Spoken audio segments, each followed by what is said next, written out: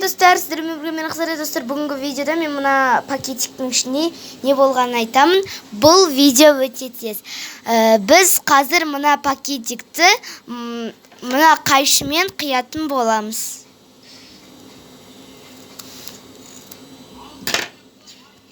Міне сыйлық бар ішінде. Вот. Мына жерде нутелла бар, потом тағы да болды. Нутелла ішінде тағы да болған. Мінекей. Және Милка шоколаты. Нутелла және осындай Милка шоколаты. Достар, мен негізінде осындай нутелла жасаған болатынмын.